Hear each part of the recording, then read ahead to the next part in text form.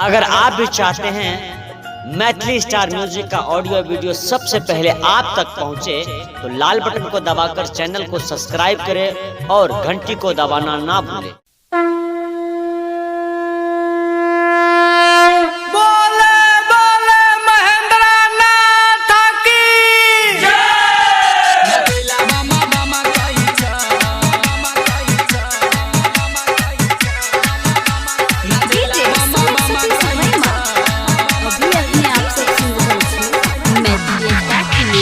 DJ जाबा धमाकई छै रे रे रे नाचेला बमा बमा कई छै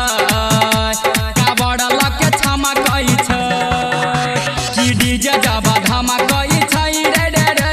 नाचेला बमा बमा कई छै कावड़ लके छमकई छै बजाई के हो गाना भेले सब दीवाना भौजी के कमरिया लचकई छै रे रे रे डीजे जाबा धमाकई छै नाचेला बमा बमा कई छै कावड़ लके छमकई छै नाचेला बमा बमा कई DJ Sumit Satish Verma Gupta music studio किस्मा मरार। गेरुआ रंग के कपड़ा पहिनने सबके कांधे पर कावड़ रे मर के चिलम सब बम छै मतंग घोड़ा के हुसावड़ रे गेरुआ रंग के कपड़ा पहिनने सबके कांधे पर कावड़ रे मर के चिलम सब बम छै मतंग घोड़ा के हुसावड़ रे सब कहे बोला बम संडा करी हने कमाय ऑपरेटर हबेस बढ़ाबै छै रे रे रे डीजे जाबा धमाकई छै रे रे रे नाचेला बम बम कई छै कावड़ लके छमकई छै नाचेला बम बम कई डीजे सुमित सतीश वर्मा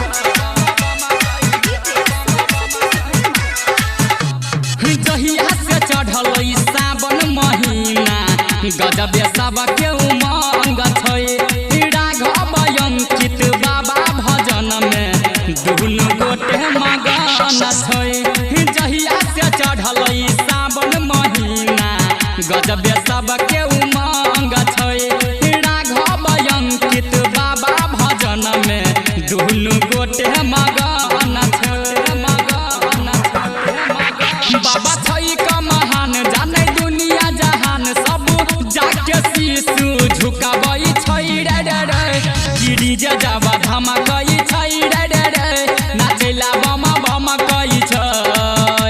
कावड़ लके छमकई छै डीजे जाबा धमाकई छै रे रे रे नाचेला बम बम कई छै कावड़ लके छमकई छै डीजे जाबा धमाकई